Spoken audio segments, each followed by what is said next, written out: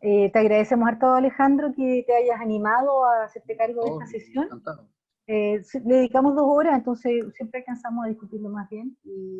Así Y es, bueno, mejor. esta es una iniciativa de lo institucional, que tengo que decir, que hacemos en el Observatorio de Desigualdades de la UDP. Es un observatorio que depende de la Facultad de Ciencias Sociales e Historia de la UDP y la dirijo yo y Antonia colabora activamente en ella. Sin Antonia esto no sería posible. Así que gracias. Ya, dale Alejandro. Bueno, lo primero que quisiera es compartir pantalla. Y déjenme ver, se supone que aquí está la versión que hasta anoche era la que, a ver, no sé si ven bien.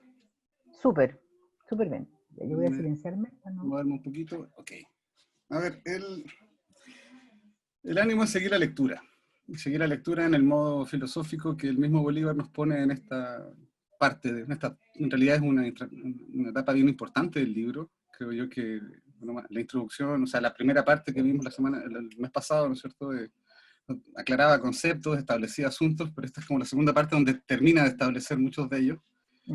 Y se abre a una pregunta que va a resonar, creo yo, en las partes que vienen. Digo.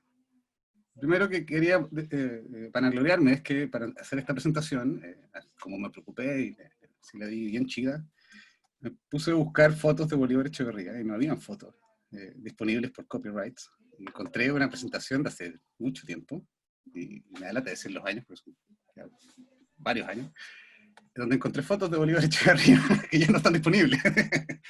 No sé si las conocían, digamos. Es una foto de Bolívar Echeverría joven. Sospecho que debe estar en Alemania. Y tengo algunas más ahí en el camino que les puedo ir mostrando. Le va a ser un poco el lado lúdico de esta presentación. El rigor del plan de trabajo aborda dos conceptos clave. El barroco y esta noción de cultura e identidad. Y el barroco, bueno, ya vimos buena discusión en la parte anterior que leímos, y sin duda aquí va a haber un momento de aclaración como estética, y otro momento como aclaración filosófica dura, donde va a chocar a Leibniz, y ahí incluso yo hasta hace un ratito estaba todavía leyendo y era como, me acordaba incluso de mis tesis, y era como, vamos a ver qué sale con eso de Leibniz, pero lo otro sí va avanzando. Aquí había puesto, claro, y lo de cultura y identidad entendido, claro, con los conceptos que ya vimos y que ahora se empiezan como a desplegar, que es el de codigofagia y el de mestizaje cultural, que no los dice muchas veces, pero es evidente que los está ocupando, porque resuenan. Habría que tener eso como en mente. Y claro, el texto avanza haciendo una referencia al clasicismo, al barroco y particularmente al Renacimiento. Y el sentido del Renacimiento que va teniendo en esta época, que por cierto evoca y voy a decir evoca muchas veces creo en esta presentación, porque creo que es una palabra adecuada, pero evoca ese mundo antiguo y ese mundo clásico, ¿no es cierto?, que define muy bien Echeverría ahí como la herencia del mundo greco-romano, ¿cierto? Y empiezan estas palabras que ya habíamos visto en el análisis anterior del libro, que son esta idea de formas. Recuerden el mensaje de las formas resuenan. Y claro, y se entiende que esto ya es un ejercicio de resignificación, resemantización de este modelo clásico que tiene esta beta, ¿no es cierto?, que parte con el Renacimiento. El ejercicio sería entonces entender, y aquí aparece un concepto que me pareció clarísimo y muy útil incluso para entender desde dónde está hablando Echeverría. Recordemos que este libro es del año 98. Y el intertexto, yo en el 98 todavía era joven, no tan joven, pero me perdí toda esa discusión. Quizás aquí la gente mayor sabe qué pasó con la idea de la intertextualidad, ¿no es cierto? Eso estaba operando, yo cuando llego a la discusión ya está armada, digamos. Por eso entiendo que opera desde los 80, incluso puede ser antes, no le seguí el rastro, pero Echeverría habla del intertexto, ¿no es cierto? Y precisamente ese gesto de revitalizar lo clásico a través del barroco tiene que ver con estos intertextos. Y que hace preguntas que dan, a mí me dan sentido, porque no, bueno, ¿cómo decirlo? El ejercicio de lectura que uno hace frente al texto, o sea, a la idea de lo barroco de Echeverría, nos exige a nosotros ponernos precisamente en la posición que tiene Echeverría cuando entiende mundo barroco como un ejercicio intertextual, de constante intertextualidad, y que además marca ciertos, o sea, como dice ahí, marcos intertextuales. Hay un ejercicio de esto, un background, digamos, que es lo que finalmente va a operar por detrás de todo lo que va a decir en adelante, ¿no es cierto? Espero cerrar esta idea al final, digamos. Para entender un poco más el intertexto y esta idea como, ¿qué diablos nos quiere decir Echeverría? Más allá de las soberbias descripciones que tiene sobre todo lo que habla en estos capítulos, yo encuentro esta clave, ¿no es cierto? Esto siqueriano. Y lo dice ahí, y claro, y esta idea de la mediación imaginaria, de este texto subordinado, que integrado, transformado por el texto dominante, y que nos dice aquello que lo otro no puede decir, digamos. Esto no es, o sea, no es la única teoría que busca decir lo que no se puede decir, ¿no es cierto?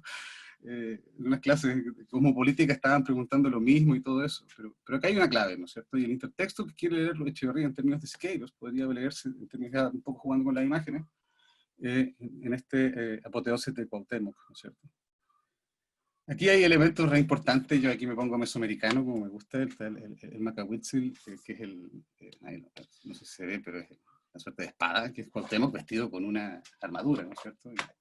Y jugando por detrás, diciendo otra cosa, digamos, refundando a un grado, que es lo mismo que hace el ejercicio del muralismo mexicano, de resemantizar su propia identidad mexicana, ¿no es cierto? Con todas las discusiones que tengamos sobre eso, habría un elemento que creo yo es clave, digamos, para seguir entendiendo a Echeverría qué quiere decir con lo barroco. Esta idea es volver a la imagen de Siqueiros, porque además no es la única imagen que va a poner, digamos, no es el único artista, pero de todos los que nombra, y no seguía el callo, pero traté de seguirlo, es el latinoamericano que nombra. O sea, todos los otros son las grandes teorías de que salen nombres por todos lados, digamos, Miguel Ángel, ¿no es cierto? Pero esta clave de Siqueiros me pareció entretenida, por lo pronto de Isidora. El texto avanza, ¿no es cierto? Y avanza haciendo una diferencia que alguien diría también sigue resonando hasta el final de este capítulo sobre el barroco, que es su distancia con el manierismo. Aquí podemos después discutirlo. Yo no soy un experto en manierismo, ni tampoco en barroco, pero evidentemente hay un juego ahí que finalmente va a definir como que el barroco quiere volver al clasicismo para verlo en su esplendor, digamos, hacer que vuelva su esplendor. Y el manierismo lo que busca es el clasicismo para en realidad ponerle una clave nueva, una idea de sustitución va a poner ahí. En principio sustitución va a nombrar en ciertos momentos. Y en efecto son gemelos irreconciliables, de una otra forma, todos van a revolver a lo clásico, que ya es este ejercicio que estaría también en el Renacimiento, ¿no es cierto? Está toda esta época pensando. Pero que, claro, al contraponerse nos dan claves, por lo pronto, proyectos diferentes. Digamos. ¿Se puede interrumpir o mejor te pregunto al final de todo? Como quieras, yo no tengo problema si quieres intervenir. No me acuerdo cómo lo hemos hecho otras veces. Por favor, dale. María Isabel, dime, ¿qué tienes en la cabeza? No, es que me gustaría que volvieras a una de las, esto de atrás, antes de Siqueiro, porque hablabas de, o sea, habías anotado la meditación imaginaria, la mediación imaginaria, me había llamado la atención, pero no has dicho nada de eso. Pero bueno, quizá lo podamos discutir después, o sea, hablar después. Es que a mí ese concepto también me llamó mucho la atención, lo de la mediación imaginaria. Yo debo decir que lo puse ahí porque, y no dije nada, me disculpo, en realidad tampoco es que tenga completamente claro qué es lo que quiere decir, pero precisamente el ejercicio de Siqueiro y poner a Siqueiros era lo que trataba de explicar de acuerdo. Imaginaria que un poco lo dije, cuando hay que tratar de entender qué dice Echeverría sobre el barroco, entendiendo esa perspectiva del barroco que está dándole Echeverría, y que es un ejercicio de constantes mediaciones. Sí, sí. Entonces, claro, quizás no sé si alcanza a reflejar esto, pero el ejercicio siqueiriano sería esto o quizás me equivoque, puede que, pero intentaba verlo por esa beta, ¿cierto? Como, no sé si sin duda podemos darle más vueltas, yo no, habría que rastrear. Muchas gracias. No, pero solamente quería saber eso. Luego podemos seguir, sí. Gracias. A mí bueno, debo reconocer el texto, releerlo, volvió a mí, muchas otras palabritas como estas que incluso fueron las que voy poniendo al final de la organización del PPT ayer en la noche, porque resonaban, digamos, y tampoco es que tenga todo resuelto, y me dio muchas preguntas. Además agradezco mucho poder haber leído esto porque me aclaró un par de cosas y además me sirve. Bueno, dicho un poco, vamos avanzando más allá de la mediación. Bueno, el manierismo cita a Hauser, digamos, y a Curtius, y otro que se me olvida. Arnold Hauser, yo le seguí un poco la huella y sí, pues, es como uno de los teóricos, digamos, o en realidad hay una cita, una nota al pie incluso que está llena de todos los grandes teóricos del barroco, la teoría del arte, digamos, Wolff, los utiliza todos. Pero por algún motivo, al igual como, bueno, María Isabel, a propósito de la mediación, ahí también aparece como Hauser y habla sobre el pintor manierista, entonces lo puse ahí como, oye, puede ser alguna clave para leerla en el grupo y para seguir discutiendo si alguien sabe más sobre esa lectura de Hauser y el pintor, que hace sobre el pintor marianista. Bueno, avanzando. Luego de hacer esta distinción entre manierismo y barroco, distinción complementaria, empieza a hacer esta distinción dentro del barroco. Y ahí parte con estos dos niveles, y uno de ellos, y eso ya lo comentamos, tenía que ver con Claudio Monteverdi, que uno lo puede escuchar incluso en Wikipedia, yo me di cuenta, me puse a buscarlo un poco más. No sé si todavía existe esa radio Beethoven, pero ahí tocaban algunas cosas, en esas tardes de barroco, había un par de cosas ahí, recuerdo. Y claro, acá entrego una definición, que es un poco la que pongo ahí, ¿no es cierto? Y que es una definición que yo creo que Echeverría empieza a reutilizar, digamos, a razonar en el mismo texto. Digamos. Y un poquito adelante, después del 80, donde termina esa cita, y puse abajo de nuevo otro tipo de anotaciones que estaban ahí, además. Digamos, a ver, ¿qué trato de decir? A partir de esta internación de Echeverría sobre el barroco, hace esta indicación que viene a posteriori en la misma página 88, donde dice, por este motivo el barroco no puede ser pensado como un folclorismo latinoamericano. O sea, es una indicación que es clarísima a propósito, y aquí me pongo, bueno, aquí tengo que ponerme en mi trinchera, ¿no es cierto? Esto es un ataque a todo aquel que haya pensado que el folclore latinoamericano, pues, y los barrocos de verdad interpretaban lo que Echeverría quería decir. Más bien, es un ejercicio de distinción del barroco, en el que habría una entrada que siempre es europea. Y que en efecto se expande, se replica, se renueva, se reconfigura en América Latina, pero no es algo, comillas, que podríamos decir la quinta esencia de lo latinoamericano. Y aquí viene un concepto también que vamos a ir viendo en Echeverría y que da mucho, y que lo pongo también para un poco pensar con esta parte del libro, que es el de voluntad de forma, a propósito de esta definición de barroco que estamos tratando de armar. Aquí, claro, la idea de voluntad de forma y de lejos de una época, creo yo, dan lugar al desafío del barroco. Pone en ejecución, muestras, digamos, hace patente, digamos. Y dice, bueno, y aquí hay también un elemento clave, que en algún punto dice, y hay que evitar el psicologismo, como algunos lectores, se me va ahora la memoria, pero a propósito de Nietzsche, habría que evitar esta idea de entender más que la mera forma. En un punto llegué a decir, como, ya que, y lo vamos a ver más adelante cuando empieza a hablar de la idea de la condición semiótica, que como que cuando intenta hablar de formas, o cuando habla de las formas culturales, el mestizaje de las formas culturales, lo que sea, tratemos de hacer, a ese formalismo, después le agregamos la historicidad, que es un poco lo que va a hacer Echeverría, pero en este instante veámoslo como formas. Son constantes renovaciones de formas.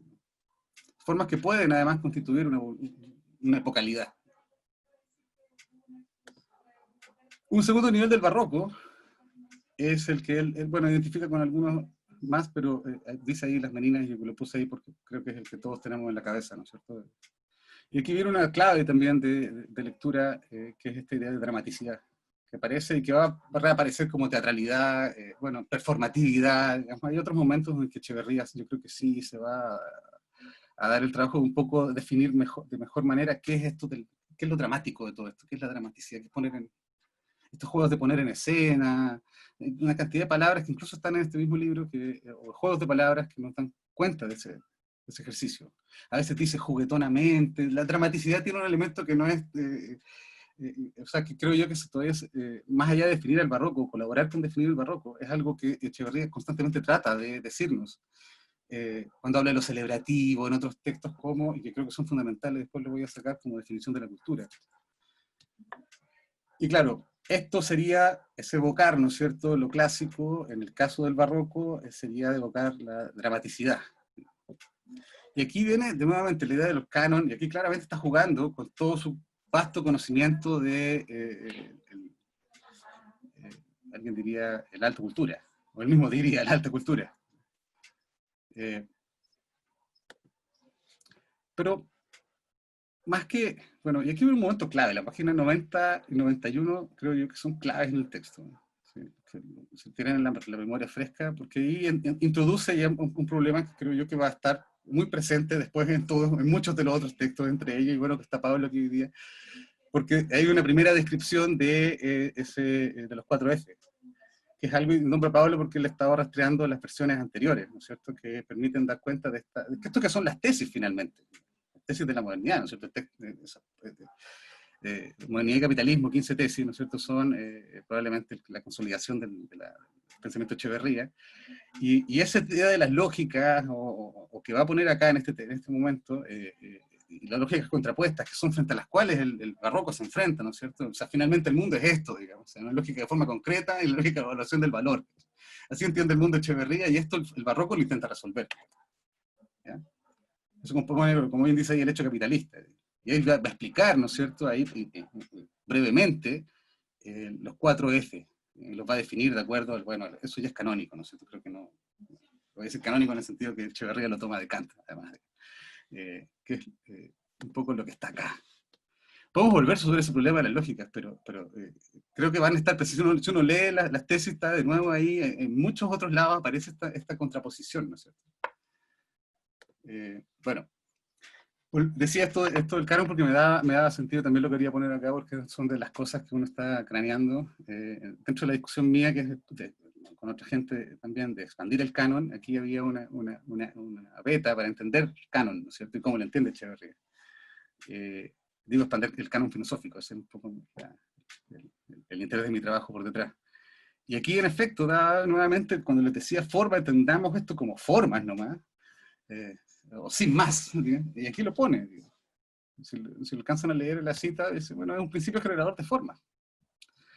Y entendámoslo así, porque si no nos metemos en un problema que un poco más adelante, cuando yo hable de identidad, cuando alcance a proponer un poco lo que dice él, ya entendemos por qué quiere sacarnos de ese camino, digamos. En efecto, el barroco quiere rescatar algo, y Bolívar Echeverría, otra de las fotitos, ¿no es cierto?, que rescaté, se pone a pensar, ¿no es cierto? ¿Cómo le muestro esto a la gente? Porque en ese momento, cuando ya está definida la distancia con el clasicismo, con el renacentismo, por detrás, ¿no es cierto? Luego la distancia entre barroco y el manierismo, y luego para explicar un poco qué significa esta lógica, qué significa este proyecto del barroco, Echeverría nos muestra a Roma. Ese apartado es precioso, o sea, es una cosa que es un poco, uno siempre le cuesta entrar con Echeverría cuando agarrarle como el ritmo de lectura, a mí me pasa todavía, pero ya cuando lo agarras es como, wow, te lo tragas, ¿no es cierto?, completo. Y aquí venía, claro, una descripción que a mí me hizo pensar en mis paseos en Roma, en todo lo que vi, lo que no vi, y sin duda lo que quiere pensar Echeverría por detrás, ¿no es cierto? Y además ahí sí saca las obras, y saca un Joker, que es el Joker que va a estar en toda la modernidad de lo barroco. De hecho, al final va a volver, ¿no es cierto? Bueno, hacia el final. Y mucho antes va a estar siempre nombrado, que es Bernini. Y aquí por eso pongo, ¿no es cierto?, el puente San Angelo. Todos los que hemos pasado por ahí, vimos que ahora hay unas réplicas. Yo no sabía que los 10 ángeles que hay ahí había uno que en efecto había hecho Bernini, que es este, que no me acuerdo ahora en qué, el ángel con la inscripción, que no me recuerdo ahora en qué lugar exacto está. Lo busqué hace semanas y encontré esta imagen, ahora se me olvida, perdónenme. Pero empieza a hablarnos de Bernini, digamos, y la obra de Bernini que además presenta a través de la ciudad, ¿no es cierto? Y como un efecto de un modo de recuperar, un modo de revitalizar, reinventar esa resolución barroca en términos ya civilizatorios. ¿Y por qué Roma? Porque no puede ser en otro lugar. Roma, a propósito también de lo que hablamos la semana pasada con la Compañía de Jesús, donde también estaba un poco esa zona. ¿Por qué Roma? Solo Roma, dentro de Italia, puede haber hecho este paseo, ¿no es cierto?, de un arte barroco, de un proyecto barroco, de renovación de la misma ciudad. que es un poco lo que también está, bueno, y él siempre toma como ejemplo, ¿no es cierto?, a la Capilla de Cornaro también. O sea, para hablar del barroco, está Bernini, siempre el Joker, para entender bien qué diablos es el barroco, y sin duda, dentro de todas estas obras, Cornaro es precioso, impactante, yo no encontré ninguna imagen así como que acercara el altar. Pero esta, que también nombra Echeverría ahí, la hermafrodita, que está en el Borghese, y es una, bueno, en el Museo Borghese pueden encontrar mayor cantidad de cosas de Bernini que no están en la calle, ¿no es cierto?, o en alguna iglesia. Pero esto es algo muy decidor, creo yo. O sea, de las imágenes que pude, de las que él nombra ahí, que rastreé, esta me dijo, wow, ¿qué es eso? Digo. A mí me da para pensar. Digo. Además, haberla visto en el museo también te permite como, wow, la impresión. Y es Roma, finalmente, el barroco, como les digo, yo creo que ahí el gesto literario de Echeverría es precisamente introducirnos hacia el lugar que puede vectorizar ese ánimo que va a tener el barroco de revitalizar el mundo cristiano occidental, que solo se puede dar en Roma. Lo podría poner así, digamos, grosso modo. Sigue mirando Echeverría, ¿no es cierto? Así, wow, ¿qué están queriendo decir?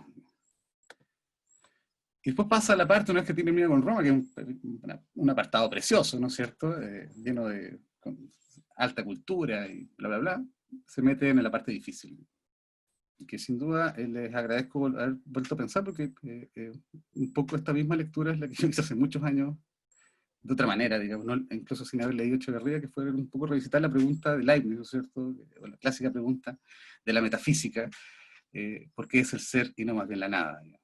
O por qué es el ente y no más bien la nada. Una pregunta que, no voy a responder hoy día, no me interesa responder, pero un poco es por detrás, cuando habla de Leibniz, hay que tener siempre clara, o sea, la profundidad de ese pensamiento y el momento en que se da para la historia de la filosofía, digamos.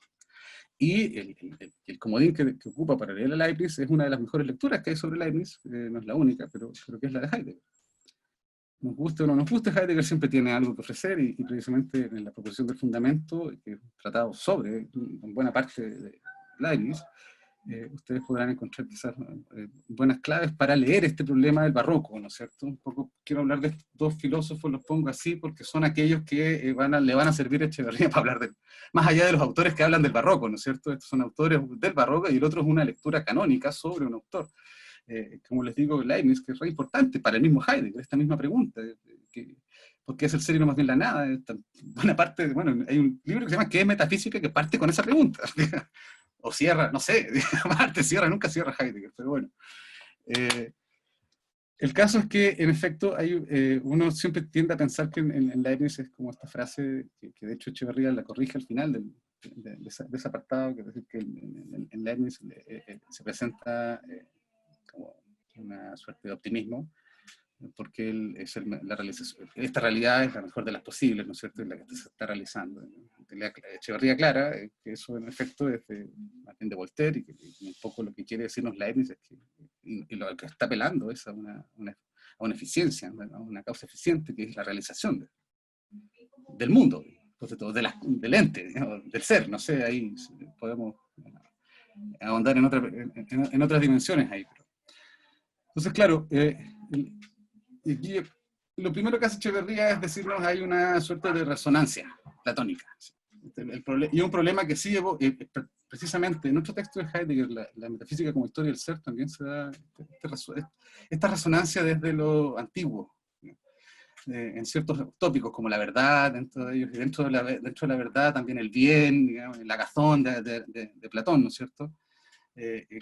Y esa en un momento adaptación o compatibilidad entre, como dice Echeverría acá, ¿no? Entre el plano nociológico y el plano ético.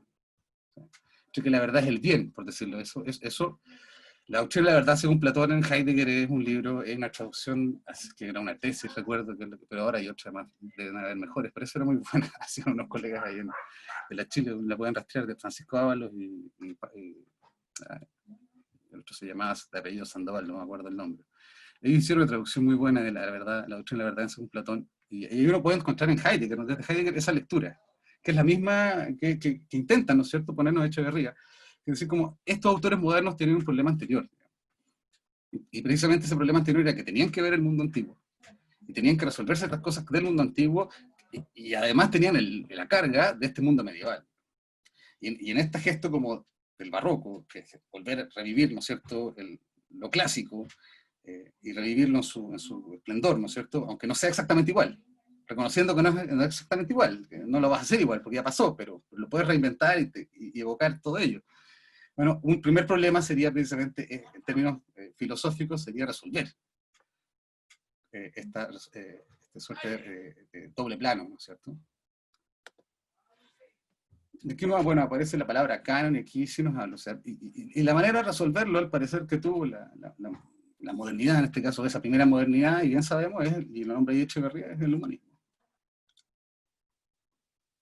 Un humanismo que en efecto también evoca, ahí está la frase Protágoras, ¿no es cierto?, el hombre en la medida de todas las cosas, que nos configura además un problema, porque no es una idea de sí mismo que es moderna, y bueno, en algún momento habla de Descartes también, o sea, no es, Echeverría entiende que hay una modernidad operando en el siglo XVII, y que debería resolver estos dos planos, ¿no es cierto? Nuevamente, la idea de los planos que, así como había un problema nociológico ético, que había un problema cuantitativo y cualitativo.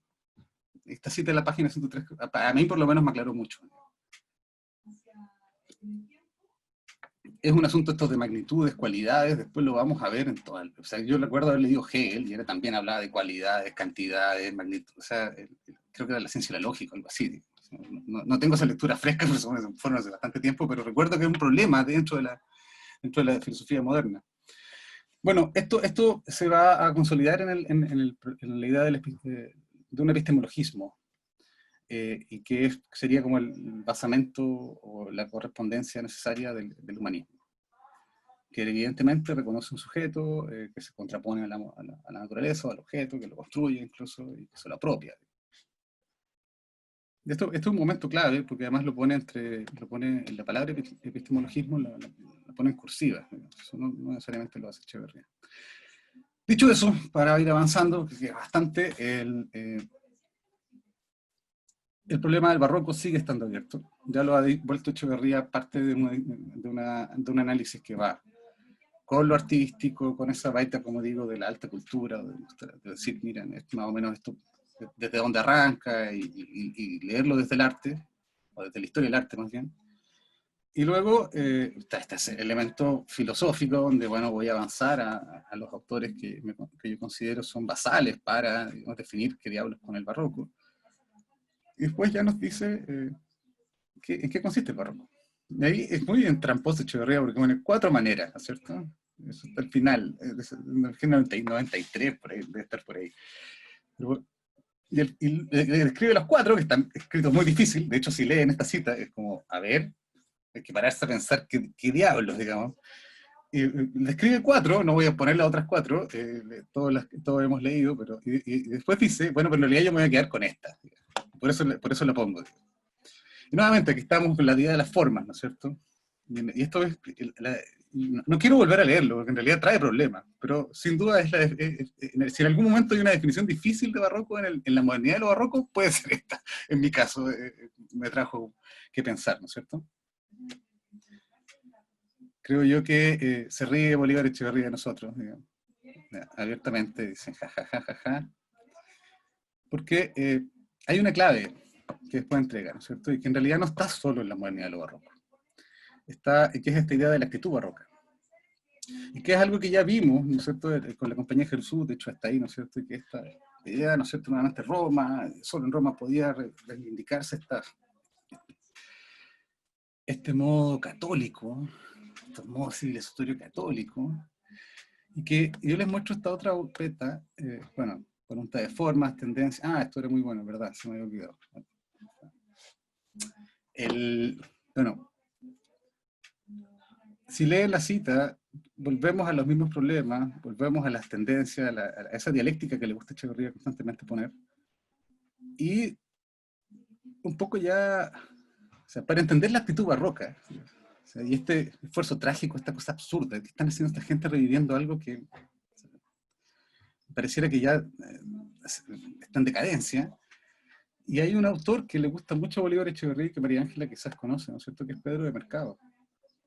Bolívar Echeverría hace un proyecto papillita ahí del UNAM, como los que son los Fondecita acá, precisamente para editar la obra de Pedro Mercado, que es la que pueden encontrar ahí, el año 2004. De hecho, con eso, en esa época trabaja con Isaac García, digamos, y además Isaac García, que me ha contado personalmente, dice, no, en esa época sí uno se da cuenta que Bolívar Echeverría no era solamente un filósofo, que el tipo era capaz de pensar con la historia y demostrarnos así, como hemos leído, con sus grandes conocimientos de la alta cultura, era al mismo tiempo capaz de interiorizarse más con temas históricos, ¿no es cierto? Revitalizar, reeditar una crónica que además es de Ecuador, o sea, en México.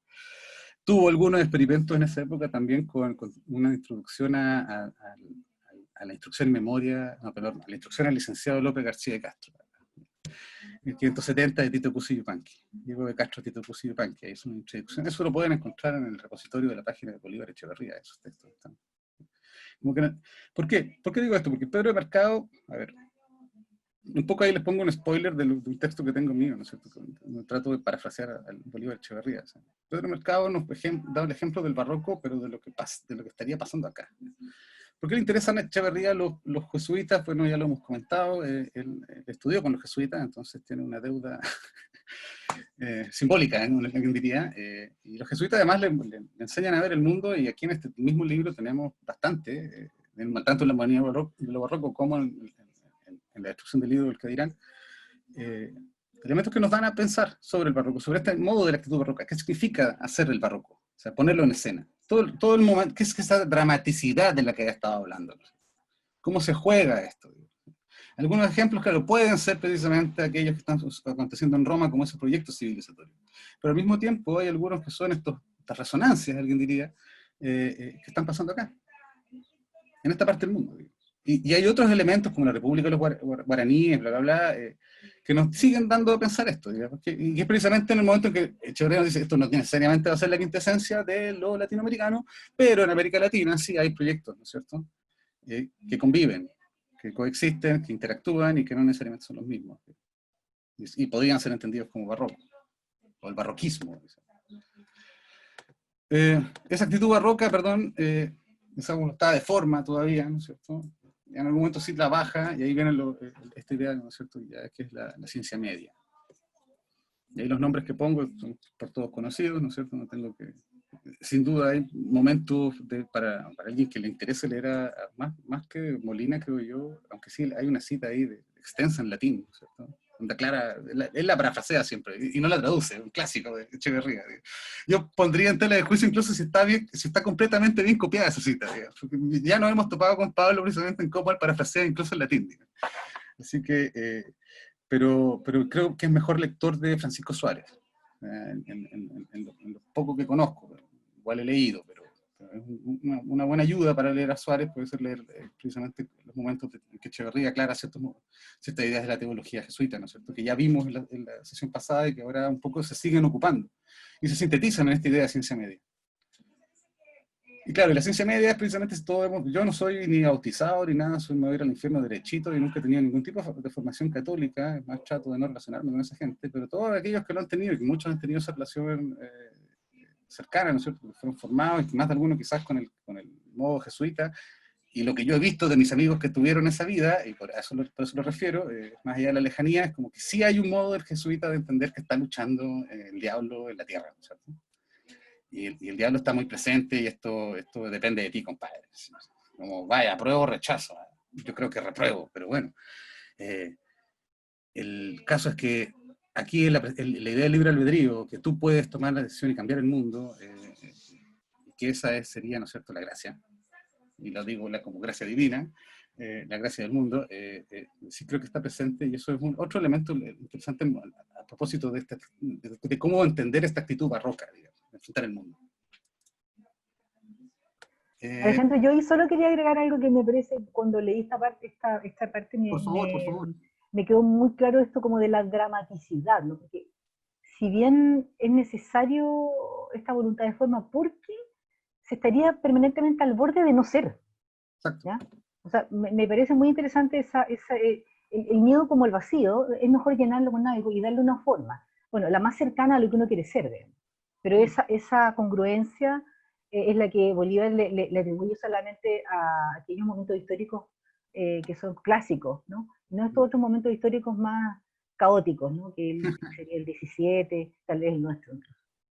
Sí, Claro, solo quería bueno, decir eso, esa dramaticidad me parece muy interesante, que si uno la mira, hay muchas descripciones de la dramaticidad, pero tal vez la más radical sería esa posibilidad de no ser finalmente. claro. Claro, bueno, a propósito de lo que lo dices, hay elementos cuando lee el barro, por ejemplo, ¿se recuerdan la sesión pasada les recomendé leer Ciranda? Miranda iba a decir, como la banda de música, que también es buena, tiene mucho, podría haber Miranda Ciranda, pero Ciranda, ¿se acuerdan? En algún momento ahí hay las ideas de barroquismo y todo eso, y yo creo que, no sé si serán de la misma época, pero él parece que estuviera muy entusiasmado leyendo a Julia Kristeva. Entonces, a propósito de los performance o dramaticidad o cosas así, ahí se me escapan porque yo no no conozco la obra, pero sí, sin duda, estoy de acuerdo contigo, Ángela. O sea, el horror ¿Quién estaba leyendo a Kristeva, perdona? Echeverría. ¿Quién es? Echeverría Echeverría, estaba leyendo a Kristeva. ¿tú conoces más a Kristeva, María Isabel? Un poquito. O sea, no es una autora muy fácil de conocer y no es, o sea, la conozco, no la he leído algunas cosas, pero no la he estudiado con profundidad. Y es una autora difícil, ¿no? Porque además también es lingüista y psicoanalista. Claro. Entonces, sí, pero no, ahora no le veía, o sea, la relación con la idea de la dramatización no, o sea, yo haría una relación con Kristeva por otras, Por otro por lado, otras vías, no por la de la dramatización, pero le daré una vuelta. O sea, yo creo que tiene que ver con, en todo caso, con esta idea que yo la he visto muy repetida en esto que hemos estado leyendo, de que el código. barroco en realidad necesita o sea, ir a los fundamentos o cambiar lo que, o sea, no sé si destruir, ¿no? Partes del clasicismo para volverlo a construir, o sea, para darle un nuevo fundamento. O sea, lo que decía Ángela de que el dramatismo, no el dramatismo, sino la dramatización, la puesta, yo diría en principio la puesta en escena, que sí, que es una manera de conjurar ese vacío, no solamente un vacío del ser, sino también un vacío de formas, ¿no? Por eso Claro. quizá esa cantidad de esas formas tan rebuscadas, todo tan recargado que hay en el barroco, sería, sí, yo en eso sí que estoy de acuerdo Claro. pero Bueno, creo que por ahí estaría más Kristeva o sea, en esta idea de que se, se necesita, ¿no? O sea, el barroco, yo lo que he entendido es que el barroco necesita imperiosamente al clasicismo claro. también para, para ponerlo a temblar, para destrozarlo, pero en realidad para volver a los fundamentos. O sea, que en realidad no es que cree nada nuevo, sino que lo estira y o sea, lo lleva a un límite, ¿no? Eso es más o menos lo que yo he entendido, pero bueno, no sé. No, yo creo que estamos más o menos en lo mismo, tratando de entender también, y estoy de acuerdo con lo que dicen. Sin duda, yo lo decía de Cristina porque ahí como que las muestra, no recuerdo bien, sin duda ella es lingüista, y por lo tanto en todo lo que puede llevarnos al lado de la cultura, entendido como código. Sí, bueno, es una lingüista psicoanalista, ¿no? O sea, sus trabajos sobre el... Es verdad que la obra que la hizo muy famosa cuando era muy joven era La revolución del lenguaje poético y trabajó como lingüista, pero después muchos de sus textos conocidos tienen que ver con su trabajo también como psicoanalista, ¿no? Bueno, en ánimo del tiempo tratemos de, quizás podemos retomar. Mm. Sin duda es una de las, yo recuerdo que esto me lo dijo Javier Sigüenza, que él conoció a Echeverría, que en cierta época, en ciertos momentos Echeverría sí leía a Esteba, o Ah. sí lo consideraba, entonces, y está dentro de sus citas, entonces por eso lo nombraba. Sin duda podemos darle más vueltas. Ah, vale, vale. Y bueno, avanzando con el texto, luego de escribir esta beta, comillas, jesuita, o que sería el primer momento, además, para decir que comillas, el barroco se presenta en la modernidad, vuelve a Leibniz. Y hay unas paginitas ahí, 115, 116, 114, que son bien, bien, bien, bien. Y de hecho, podrías ponerlas enteras, digamos. el ejercicio yo creo que queda para cada cual. Yo tomé algunos elementos, ¿no es cierto? Siempre dije, me llamó la atención que lo tomara como un autor marginal. Yo no creo que sea el gran autor del siglo XVII, Leibniz, pero no sé si tan marginal. Por lo pronto, como yo aprendí la filosofía aquí a través de Heidegger, sin duda no es marginal, porque Heidegger lo considera. Pero puede que en otras tradiciones, como la misma que aprende Echeverría, no se hable mucho de Leibniz, y sí se hable, como se hace en la historia de la filosofía, en el canon más clásico, de Descartes, particularmente, y luego se saltan, ¿no es cierto?, los franceses, y ahí se empieza a hablar de filosofía política, ¿no es cierto? O incluso, bueno, otros leen a Hume y a digamos, la gente de la isla. En cualquier caso, esta vuelta a Leibniz me parece que si nos vuelve al mismo problema que ya nos había planteado anteriormente de estos dos niveles, ¿no es cierto?, el nociológico y el ético. Y lo vuelvo a decir, lo que intenta hacer esta es finalmente superarlo. Creo que todavía aquí hay algo de dialéctica, digamos, a Echeverría sí le gusta pensar así. Y que de una u otra forma esa superación sí implica, y ahí está la idea de interpenetración. A propósito del intertexto, a propósito de ciertos elementos que yo creo que podríamos ir rescatando.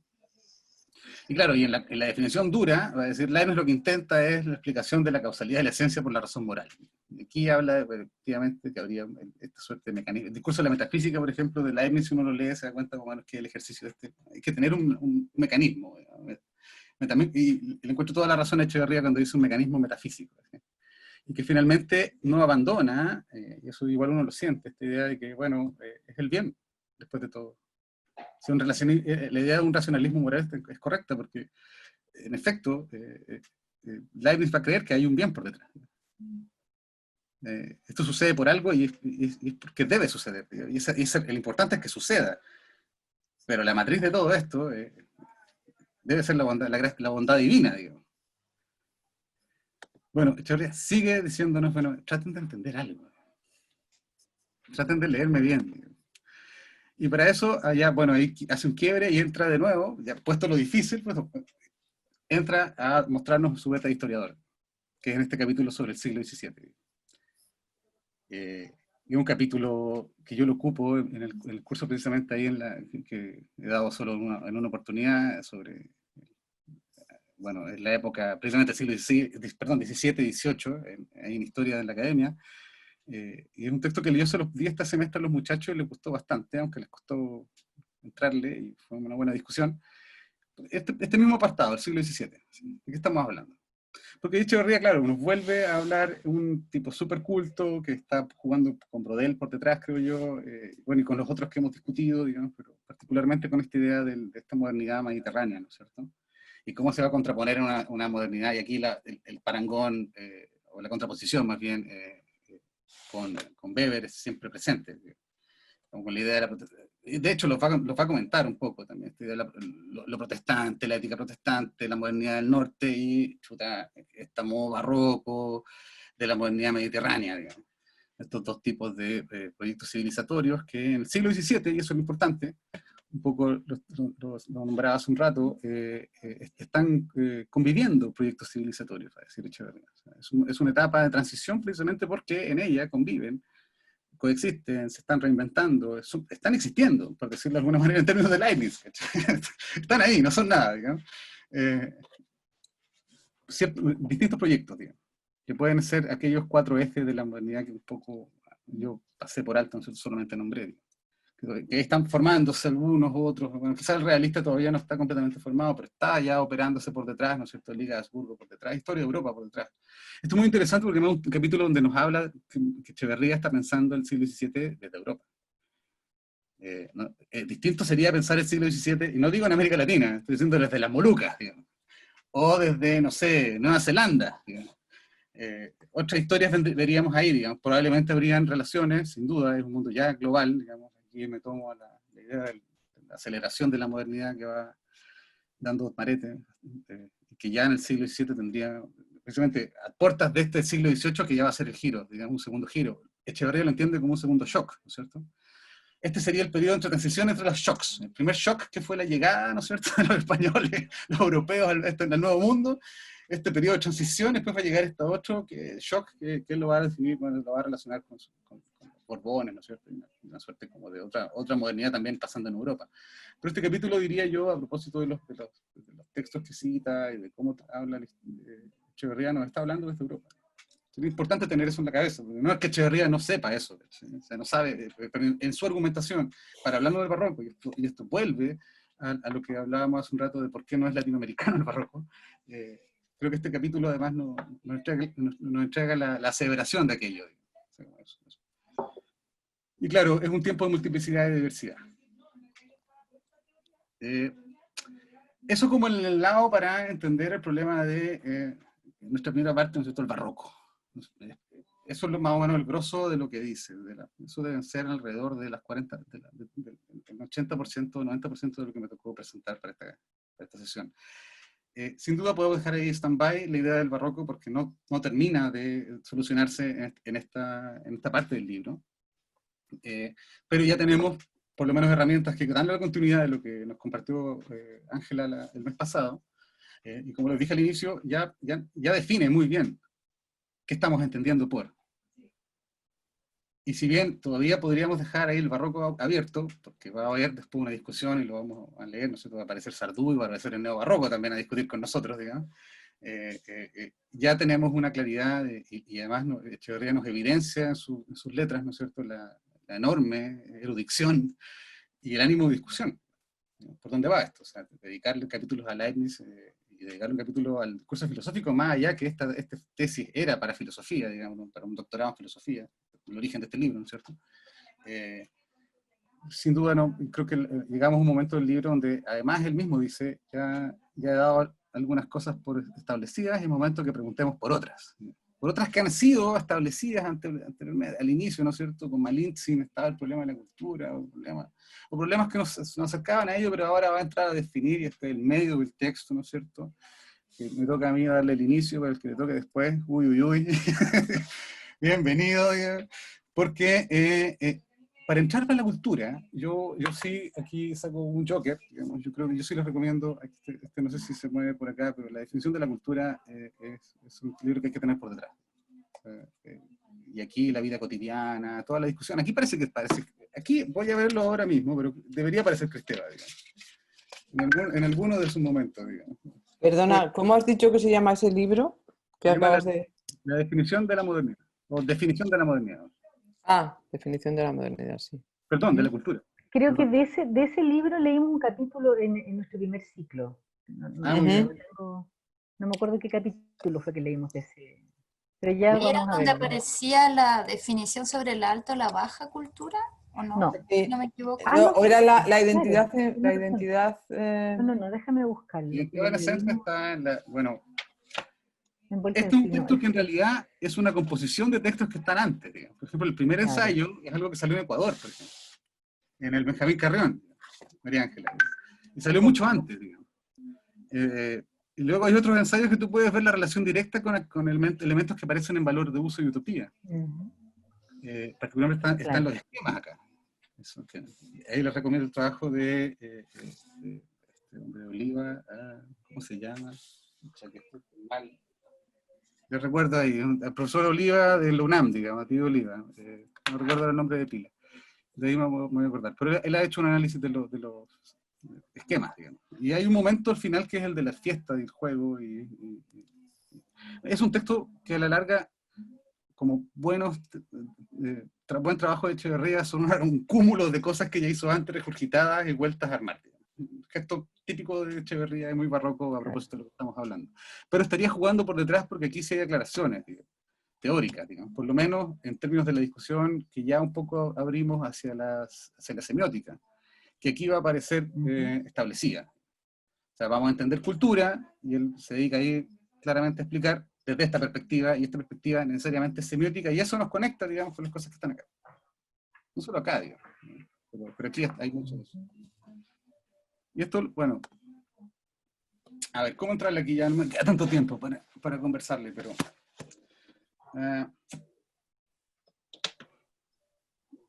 esta parte, bueno, él va a decir, hay que hablar de cultura. Entonces, tengo que definir cultura. Con eso cierra el capítulo sobre el siglo XVII. Y luego va a hablar de cultura. Ahí hace una reflexión sobre lo humano. Entonces, los que pudieron leerlo con atención se dieron cuenta Sí. que en realidad está hablando desde la antropología. Eso sale acá. Sale acá, también. O sea, esa discusión antropológica, es decir, bueno, a ver, en algún momento hubo, y esto es muy interesante porque ese parangón, y bueno, medianoche me quedé hasta tarde pensándolo, es a propósito de cómo coexisten modernidades, cómo se definen por unas, ¿sí?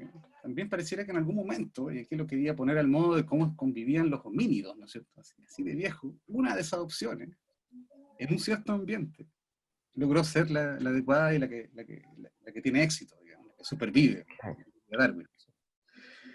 Y que un poco el va a lo mismo, así como, ¿qué constituye eso de que ya una vez que ese homínido se vuelve humano, ¿no es cierto? ¿Qué hace que sea humano?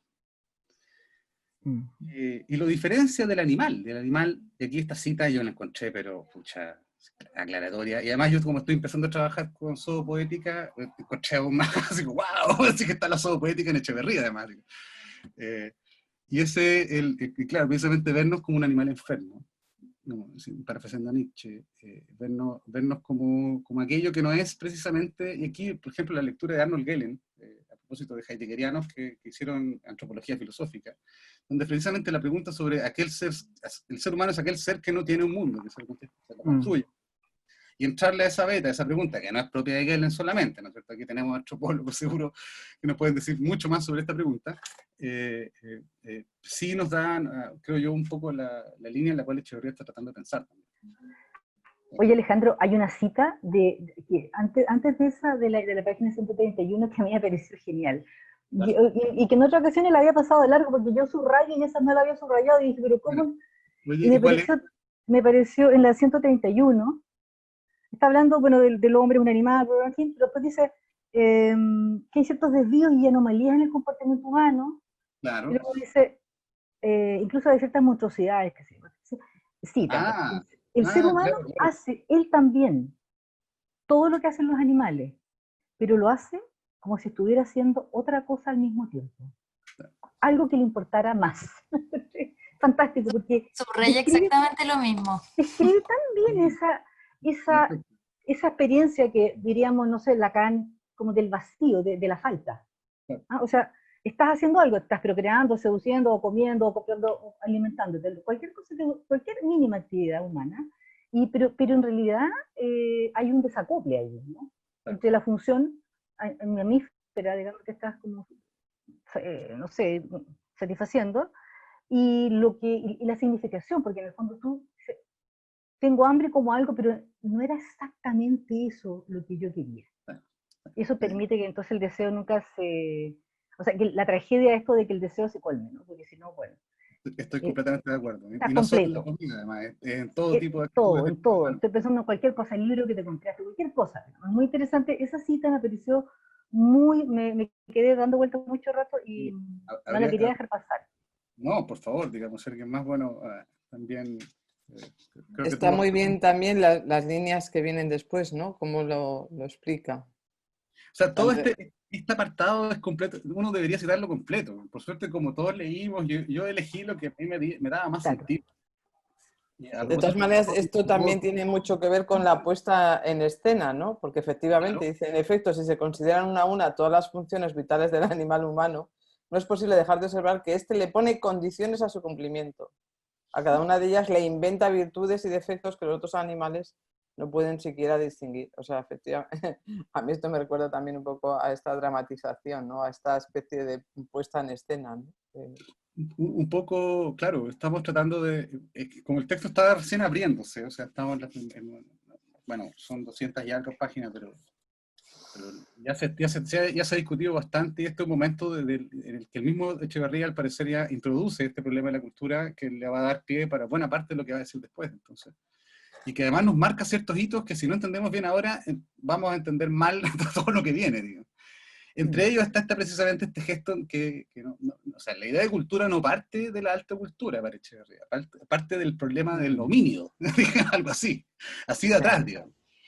Y el homínido que tiene algo, ¿no es cierto?, que le da forma o sabor, digamos, y me ponía sabor, me da entretenido, porque yo creo que el mismo Echeverría ha dicho, bueno, sabor de la... ¿Qué nos quiere decir el sabor, no es cierto? Porque sabemos también. Y viene. Entonces, claro. entretenido pensarlo ahí.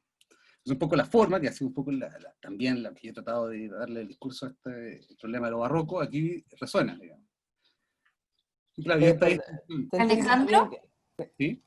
no, que no me quedó muy claro cuando te refieres a que la cultura forma parte del dominio con relación al cultivo de las formas, a los objetos, si podías desarrollar esa idea un poquito. ¿Dije dominio? ¿En qué momento dije dominio? No me recuerdo haber O dicho no dominio. dominio, yo no te dominio, no sé si. En el fondo no Yo era creo que parte de dijiste la alta. homínido. Yo creo Claro, que no, dijiste no, homínido. eso sí, esta parte Ah, homínido, perfecto, ahí Homínido. sí me hace No, yo creo que sentido, claro, perdón. claro, claro. Es el la homínido. palabra homínido, Por eso sentía que claro, justo el escribir homínido. el siglo XVII, por ejemplo, como un momento de mucha experimentación, de múltiples posibilidades andando, coexistiendo, es igual que pensar en el homínido, ¿no es cierto? Que es lo que inicia el próximo capítulo. Digo. Claro. Y tratar de ver, mira, que aquí partimos todos de la nada y de repente se armó algo y habían unos que tenían un grado de interés mayor y que le fueron dando sabor, poniéndole color, como diría el chileno, ¿no es cierto? Lo del Innovando, sabor, la idea del sabor es muy interesante, claro. bueno, me parece a mí, Sí. porque el siglo XVII también es el siglo del gusto. Claro, O exacto. sea, empieza la idea del gusto que luego va a desembocar en realidad en la estética del siglo XVIII, como bien sabemos, sobre todo en Kant y en otros. Pero hay un autor español, Baltasar Gracián, Claro. que vive que nace en 1598.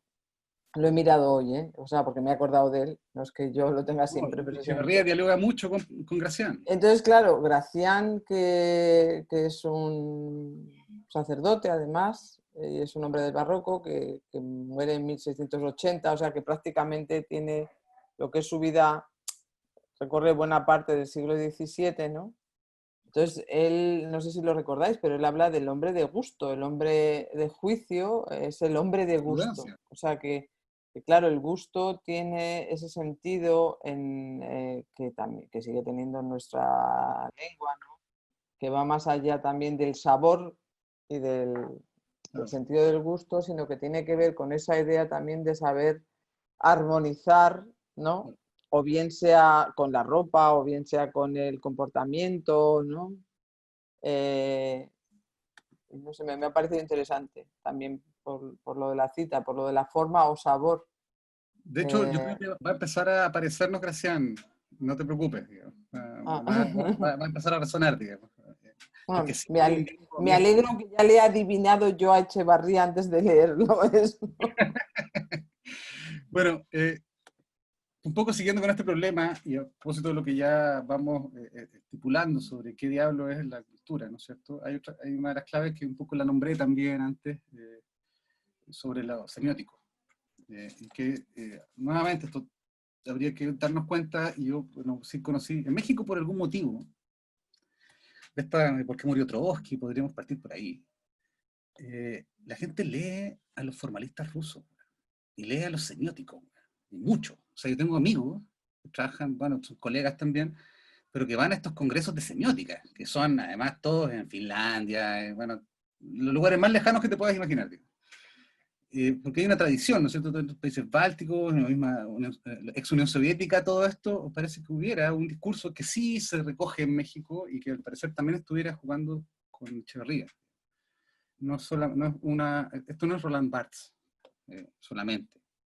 Así lo quería poner. O sea, hay tradiciones de la semiótica que Echeverría pone en juego, porque es así de erudito, ¿no es cierto? Pero por ahí algunas que nosotros desconocemos y que sería bueno tenerlas en la cabeza, y particularmente los rusos, ¿no es cierto?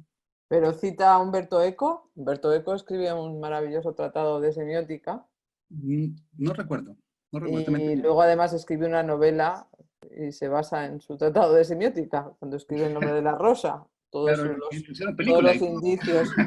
No, pero no, ya, pero aquí lo que importa es la novela, que la escribe después de haber escrito su tratado de semiótica. Quiero decir que la semiótica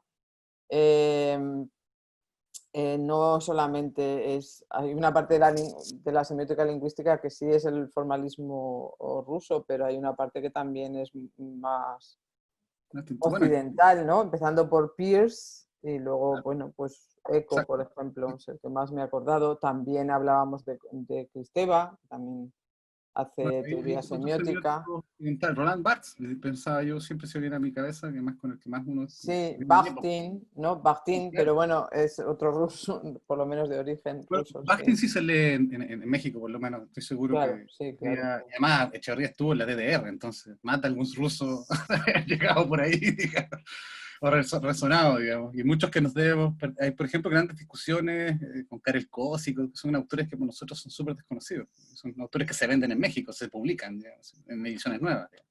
Bueno, Alejandro, antes de irme, perdóname, solamente quisiera hacer una claro, por intervención favor, cortita, porque ya dentro de ratito me tengo que ir. Pero yo por creo favor. que, por ejemplo, no sé si la vez anterior ya conversaron toda la inmensa influencia que tiene Walter Benjamin en el Claro, sí, pensamiento de sin duda. Echeverría. Yo creo que Sí, muchas muy de las importante. cosas que Echeverría lleva al diálogo del barroco con la modernidad vienen de Benjamin. Él fue un traductor de Benjamin, un lector profundo, y que incluso toda la teoría de la cultura, uno mientras le va leyendo a Benjamin y al mismo tiempo le lee a Echeverría, te das cuenta que toda esa discusión que tiene con respecto a la alta cultura y a la cultura popular viene también de Benjamin, de toda esa discusión que tiene sobre el sentido de el valor estético, digamos, el sentido del gusto que tiene lo popular, ¿no? Y que bueno, también tiene, por otro lado está Bakhtin, pero uno se da cuenta cuando le investiga muchísimo a Walter Benjamin, te das cuenta que el Bolívar Echeverría fue un auténtico seguidor de la escuela benjaminiana, y claro, por supuesto, de la escuela alemana, ¿no? Por eso cuando hablábamos hace un momentito de cuánto, por ejemplo, Humberto Eco pudo haber influido en él, yo creo que en eso Echeverría fue muy, muy consecuente con la escuela alemana, con la escuela filosófica alemana, ¿no?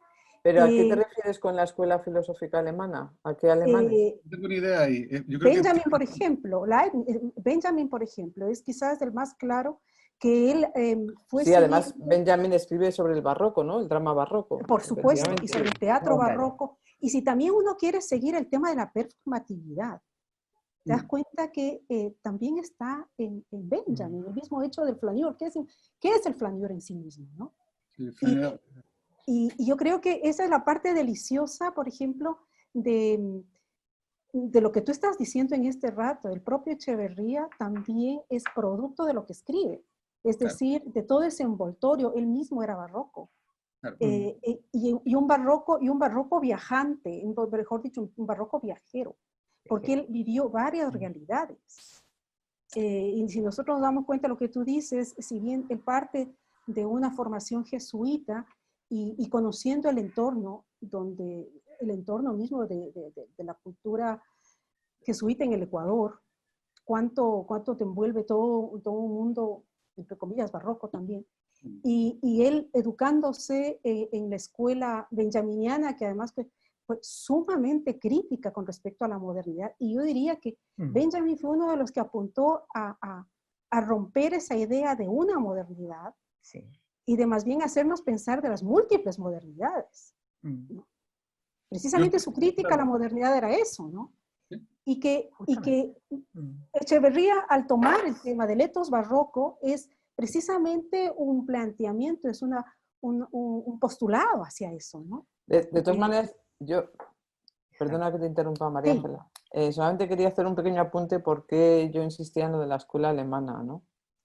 Y me parece que es muy importante recordar que Walter Benjamin, en su momento, es un pensador marginal. Sí, es decir, es muy potente, pero él no consigue hacer escuela en el sentido académico de la palabra, como estamos acostumbrados. No consigue entrar en la universidad, o sea, le bloquean. Marginalmente. No consigue, sí, marginalmente. Imagínate. No, o sea, él queda al margen, me refiero a nivel, por eso te preguntaba, ¿a qué te referías con la escuela alemana? Yo tengo una idea sobre eso. La escuela de pensamiento, ¿no? No, pero quiero decir, él no hace escuela. O sea, es un pensador ahora muy potente, es un pensador que ha tenido una gran repercusión, pero en su momento, en su vida, Él no hace escuela en ese sentido. De hecho, Claro. no entra a formar grupo, no Correcto. entra a formar, no entra a ser parte de la escuela de Frankfurt, entre otras cosas porque se le bloquea su habilitación. Correcto. Y Entonces no además consigue entrar en la universidad. Entonces vive efectivamente como un erudito, un escritor Claro. al margen, ¿no? Pero bueno, solamente era este pequeño apunte, perdón. sí, de acuerdo. Yo lo que iba en cuanto a la escuela, en el sentido de, si tú le tomas también a Walter Benjamin como un pensador erudito, tiene una formación germana muy fuerte. Si bien lo que señalas es muy cierto, él nunca encontró un lugar en Alemania porque era muy fragmentario. Porque su pensamiento no era un pensamiento homogéneo que la academia te exige. Él era absolutamente fragmentario y esa es la riqueza que ahora recién lo reconocemos. Hoy día podemos reconocer eso en Benjamin. Incluso yo diría, en el tiempo que escribía Echeverría, que era en los años 80, 90, Benjamin seguía siendo un pensador marginal, en el sentido de, hasta ese entonces era reconocido muy, muy marginalmente. Cuando tiene su gran... En Alemania no, en Alemania era ya bastante conocido. De hecho, Sobre todo en el discurso, cultural y estético. O sea, yo estoy hablando en el mundo latinoamericano, que es en el que hemos movido. Yo cuando estuve también en algún momento en España, recuerdo que en los años 90 Benjamin tomaba mucha fuerza precisamente por la discusión a la modernidad que entraba, la crisis de la modernidad, ¿no? Pero lo que dice, sí, en Alemania ya había tenido su campo de análisis. Sin embargo, en algún momento, cuando estaba haciendo justamente allá el doctorado, recuerdo que discutí con un profesor de filosofía que no le reconocía todavía a Benjamin como un pensador precisamente por lo fragmentario, ¿no? Te estoy hablando a finales de los 90, inicios del 2000, que todavía era muy visto como un escritor más ensayista que como un pensador, ¿no? A eso iba. Pero yo lastimosamente voy a seguir más bien la grabación, me voy a disculpar con todos ustedes y sobre todo con Alejandro. Solo quería dejar este apunte, ¿no? Y sí me gustaría... Vamos a ver si retomamos algo de eso, sin duda. Y bueno que viniste, te mandamos la grabación, no te preocupes. Sí, y les agradezco. Y quedas invitada para el último miércoles de octubre. Y Ya, para el último miércoles Es de el noviembre. penúltimo, ¿no? Este es el antepenúltimo. Claro. Este es el antepenúltimo. Sí. Coincide Quedan con el dos. día que yo tengo clases también, con la tarde que tengo clases. Invita a tus Entonces, estudiantes, también puede ser una opción. Claro. Estamos en otro sentido. Entonces, pero de todas maneras, Bueno, me da el ratito pena que tener que puedas. dejar. No ¿Sí? te preocupes, yo creo que seguimos. Gracias, Alejandro. Ojalá que podamos hacer más actividades de esta, incluso ahí en la academia. Ojalá. Estamos los dos, nos dedicamos, que sabemos, además somos coterráneos. Qué lindo saberlo, ¿eh? Podríamos hacer algo de eso, ¿eh? Uno se motiva un poco más. Yo estoy muy poco ahí y no conozco bien Yo cómo también. funciona. Yo también estoy muy poco ahí. Pero sí Bueno, podemos hacer una alianza. Alejandro, muchísimas gracias y te felicito por lo que te alcanzaba a escuchar. Me encanta. Y me tengo que ir. Les dejo a todos y todas, ¿eh? Cuídense Chao, mucho. María Ángela, un gusto Chao. conocerte. Un gusto de conocerte. Chao. Listo. Chao, chao. Chao, hasta luego. Bueno, retomo, ya me queda muy poquito para que entremos a la discusión como tal. Digamos. Y además me voy a guardar ciertas cosas que tenía para decir a María Ángela para esa discusión. Bueno, dicho lo de la semioticidad o la condición semiótica, atribuido esta particularidad de la semiosis a un efecto comunicativo, y eso siempre va a ser muy interesante, eso sigue estando aquí nuevamente en la definición de cultura, a propósito de otros modelos, comillas, para entender la idea de una semiosis o de una condición semiótica del mundo. Luego, dicho todo eso, viene el abrupto final, que son como dos paginitas, tres paginitas que en realidad porque además no creo que ahí se cierre todo lo que se va a decir en adelante. Un poco por eso hice el gesto de destacar algunos momentos de esa parte del texto. que me parecieron útiles para precisamente, como lo dije hace un momento, entender ciertas cosas claras para no cometer errores a posteriori. Entre ellos está en que, a propósito, ya cuando habla de cultura, hasta que entramos a la discusión sobre la identidad, hace una bajada, ¿no es cierto? El homínido que hace ciertas cosas, el homínido que además reconoce ciertas cosas en sociedad, ¿no es cierto? Y que les da validez, ¿no es cierto? Y les da transformaciones incluso simbólicas, y al mismo tiempo alcanza algo que se llama identidad. Y aquí entramos en un problemazo, ¿no es cierto? Esto podemos ir desde el poema de Parménides para adelante y no vamos a resolver nada, digamos. Cada uno tendrá su idea de identidad, sin duda, pero la que nos pone Echeverría en ese momento asume esto de un momento originario.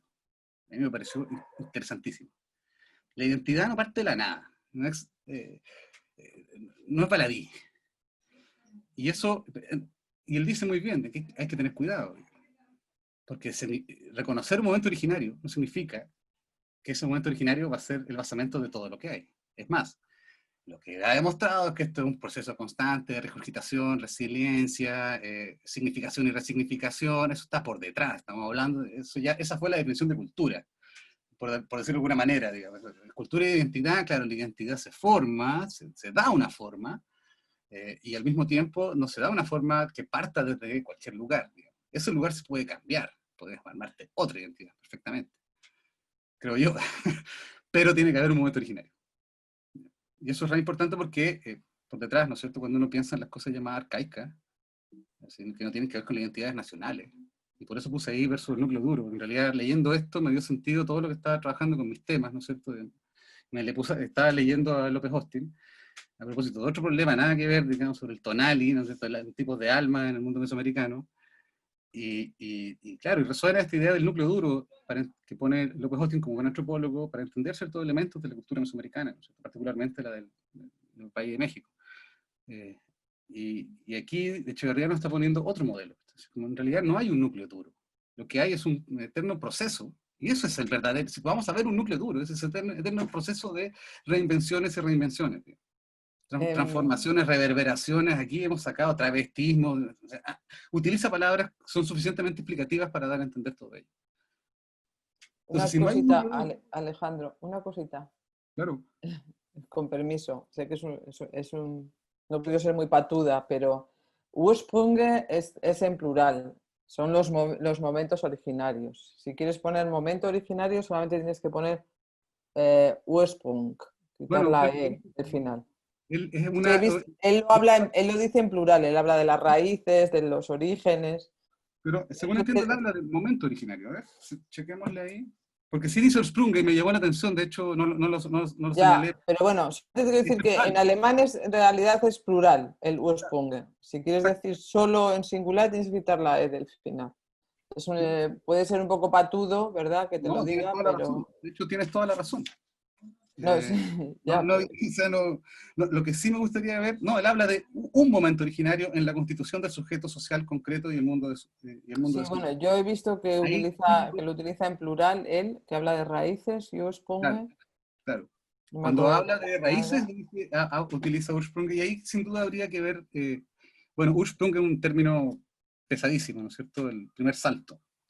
Aquí, nuevamente, Heidegger yo creo que nos tendría mucho que decir, o quizás de cómo se está entendiendo esto. Pero al mismo tiempo, creo que después con la discusión sobre el neobarroco, incluso con Adorno, cómo va a leer el barroco, también se puede dar clave sobre qué estamos entendiendo por origen. Recojo todo lo que dice Marisol, o sea, es un plural, digamos, pero él habla ambiguamente de forma constante, pero sí hay... Yo diría que incluso ese debería ser, y concuerdo contigo, momentos originarios, o sea, no hay uno. No podría ser uno. Yo puedo entender que haya uno al cual yo le doy relevancia, pero en realidad lo que hay por detrás es un gran proceso de construcciones y reconstrucciones de estas identidades, ¿no? Que se juegan y se traspasan. Y que reconcilian, y hay otro término, me salto. Ahí viene otra idea que, ha sido re difícil, y si él ocupa constantemente, que es este término de saudade. Es un término que entre felicidad, nostalgia, el término... Una amiga traductora brasileña me decía, esto no se puede traducir, digamos, o sea, esté bien, se puede usar en tantas opciones. Y él lo ocupa ahí, digamos. Otro de los jokers que pone Echeverría a propósito de, mira, a ver, trata de pensar. ¿De qué estoy hablando? Digamos? Es una saudade hacia el otro, digamos, o sea, lo otro, y es otro que después sí complementa con el término alemán, Versöhnen. finalmente, o sea, o saudade, o cómo nos enfrentamos a lo otro, a lo natural, pero ya natural que además es parte de nosotros porque lo apropiamos constantemente y le damos sentido, ese mundo de la vida. Y que ahí viene, bueno, y yo salté muy rápidamente quizás, porque esto está durísimo, o sea, sin duda, o sea, la identidad tiene momentos originarios, sin duda se reconstruyen, no debería haber un gran núcleo duro o gran arcaico, lo arcaico precisamente es aquel gesto constante de reconstrucción y que además nos obliga a tener un tipo de relación con esa otredad que estriba entre reconciliarnos, ¿no es cierto?, más bien volverle a dar sentido, reencantarlo, y al mismo tiempo tener un grado de nostalgia, ¿no es cierto?, y de felicidad. Y eso es lo que él va a resolver, y al final, ¿no es cierto?, y un poco lo que ponía ahí este mestizaje indetenible en la historia de la cultura, que se abre a la acción corrosiva, el diseño posee la contaminación, de todas las formas. Y claro, y en algún momento, es bueno entender esto, y lo decía, porque es muy claro Echevarría que no le gustan las identidades nacionales. Por eso pongo ahí, esto en cualquier caso, de lo que nos está hablando, es una formación, un momento originario que no tiene que ver con la formación nacional. Esta identidad todavía, incluso si la pensamos en términos grupales, no está hablando de ese nivel. En otros momentos, particularmente en la modernidad del capitalismo, en las 15 tesis, él sí hace aclaración sobre qué significa, bueno, a propósito del lenguaje, ¿no es cierto?, y la construcción de las lenguas nacionales, bla, bla, bla, y qué límites tendría eso en esta discusión que creo yo que está por detrás. O sea, todavía no hablaríamos de una identidad nacional, hablaríamos de una identidad que todavía reconociendo los procesos de construcción de esa identidad. No sé si me explico con eso, pero... Yo creo bueno, que hay una cita, Alejandro, que explica ¿quién es hablando? muy bien lo que tú estabas diciendo sobre el rechazo, como un terror así, a esta esencialización de las identidades. Y yo creo que también está pensando en un mundo en el cual, por decir, como la gramática de los movimientos sociales se está pensando que es la reconocimiento por identidad. Esas luchas culturalistas, ¿no?, Habla de políticas que culturales. finalmente desvían, que es muy crítico, muchos autores muy críticos de eso. Y hay una cita que a mí me gusta mucho que yo creo que, no sé, explica, dice, casi la última página, el 138, dice, en efecto, atada a la animalidad a la que trasciende y sin embargo separada de ella por un abismo, cada forma determinada del humano, al cultivarse a sí misma, cultivaría también simultáneamente una contradicción. Me parece interesante porque entonces todas aquellas, por ejemplo, reivindicaciones de base étnica, ¿no?, que tienen un llamado como a una vuelta a lo genuino, a lo puro, a lo contaminado, son inconducentes, ¿no? Completamente. Continúa diciendo que, bueno, que dice que cultivaría una contradicción que la constituye, cultivaría el conflicto, a la vez arcaico y siempre actual, entre ella misma y lo que hay en ella de sustrato natural reformado y deformado por su transformación. O sea, muy relacionado con lo que tú decías, que en el fondo el código en el cual uno habita, uno cuando lo expresa, lo reforma, lo reformula, pero como uno está constituido por este código que ha tragado, por decirlo de alguna manera, lo transforma. O sea, bueno, en fin. Es muy difícil este capítulo porque cuesta mucho explicarlo, Sí, porque está hablando del habla, justamente. Entonces, Pero ¿no os parece que esta cita precisamente resume muy bien lo que sería ese ethos barroco o esa actitud barroca? yo creo claro, que Como actitud. O sea, en el sentido de que Como efectivamente hay que contradicción, estar... dices tú. Sí, por esa contradicción. O sea, que se está cultivando... bueno, al menos yo así lo he entendido, ¿no? En la actitud barroca. O sea, y lo que decía antes, que hay esa necesidad del clasicismo, ¿no? O sea, tiene que estar en continua relación con el clasicismo, por eso, porque de alguna manera, aunque lo quiere, o sea, lo critica o quiere terminar con ello, pero de alguna manera lo está refundando, ¿no? O sea, esa es la contradicción, que está destruyendo una cosa para volverla a construir, o sea, pero no de otra manera diferente, sino muy parecida. Por eso me había parecido que esta cita podía resumir bien eso, pero a lo mejor estoy un poco perdida. bueno, yo sí creo que da luces, pero un poco más adelante ya se va a definir mejor precisamente ese traspaso, ¿cómo decirlo con él? Es que hay un problema que es precisamente cómo Echeverría entiende la cultura y la identidad, y otro problema que sería cómo se entiende el barroco. Y en un momento como que se juntan, es como lo que pasa cuando Echeverría explica la modernidad y explica el capitalismo. Entonces, yo creo que evidentemente acá todavía estamos en una etapa en que Echeverría está discutiendo las condiciones basales sobre estos dos conceptos que se introducen, ¿no es cierto?, cultura e identidad. Va a dar espacio, y queda bastante el libro, ya, bueno, la mitad en términos de cómo lo dividió Ángela, ¿no es cierto?, en que yo creo que sí se va a dar pie para una discusión como la que tú nos propones, María Isabel. Bueno, yo es que me quedé con esa idea también en la otra temporada, ¿no? Que hablábamos de que se habló de la ética barroca y de la modernidad del lo barroco y tal, y estaba muy relacionado con la idea de cultura y de identidad.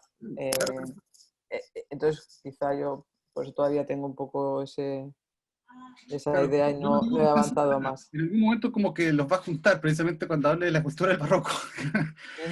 Eso, pero yo creo que en este instante, y sería bueno que lo discutamos todavía en ese nivel, digamos, más allá de que se está en este momento definiendo barroco, él me ha dado suficientes pistas para decir que es barroco, y en esta parte el texto está deslindando ello y decir, mira, voy a introducir estos otros dos problemas que son basales precisamente para ir armando la idea de cultura para en algún punto ya juntarlo. Creo que es un poco el cauce que tiene el libro. No sé si es una interpretación personal, digamos, pero creo que va por ese lado. Por lo tanto, en este momento, más allá de que haya resonancia sobre el tema del barroco, que es el del libro, sería un poco adelantado definir precisamente qué significa el barroco, más allá de las definiciones que ya nos entregó, ¿no es cierto? Esa parte difícil donde dice, yo voy a seguir barroco como aquello que me da formas, así. Un poco la opción A que ponía yo hace un momento en una de los PPT. Y bueno, solo para cerrar, quería poner una última foto que fue la que más me llamó la atención de haber encontrado y una que me encanta ocupar también en este instante, que es la foto con Hugo Chávez. Que se ve, pero ya nadie la tiene. Así que si alguien quiere tenerla, yo se la envío feliz. Las fotos han sido parte del lado lúdico y performativo de esta presentación de un tema difícil. y sin duda nos cierra probablemente uno de los gestos más barrocos, darle un premio a Bolívar Echeverría. Eso sí que es barroquísimo. Así. Y que además Bolívar que nunca se ponía corbata y sale con corbata y todo. Y debe haber sido un chocoso bien bueno porque ese premio ya no sé ni siquiera si se da. Pero Chávez le dieron un premio en Venezuela a Echeverría. En efecto, es la foto que tienes ahí. ¿No? Sí, pero bueno, ¿qué tipo de premio ¿Qué era? premio le dieron? ¿Qué premio le dieron? Evidentemente un premio político. Pero ¿cómo se llamaba? Es como una curiosidad. ¿Cómo se llamaba? El Icura no tiene ninguna gracia, ¿cachai? Por favor, un premio. Hombre, político no sé por qué tendría que ser un premio político, podría ser un premio de algo cultural. Bueno, yo no veo la diferencia. ¿Cómo que no ves la diferencia? Azurita le acaban de dar...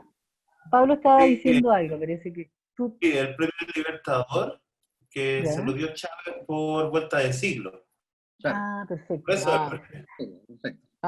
Vale, sí. Se lo dio por un libro y por algo tal, sí, claro. Puedes rastrear porque otros intelectuales, Marisol, ese premio, yo hasta que lo poco que rastreé, bueno, antes de entrar en la discusión sobre lo otro, cómo entendemos el mundo político, pero ese premio sí tuvo algún momento de relevancia, precisamente con Chávez, y se intentaba dar como esta tercera vía, o revivir la tercera vía, y se dio a otros personajes ahí, renombre latinoamericano, y que esté Bolívar Echeverría entre ellos es como más raro incluso. Porque es como... No, es que yo quería distinguir entre dos cosas, entre el hecho de que aceptarlo tenga un contenido político, sea como gesto y tenga un contenido político, y el hecho de que el premio sea por un libro o por un acto político, ¿me entiendes lo que quiero decir? Te entiendo. Ahora... Aunque cuesta un poco separarlo, Maribel, porque tú verás que el Icura merece ser el Premio Nacional de Literatura de todas maneras, yo lo apoyé.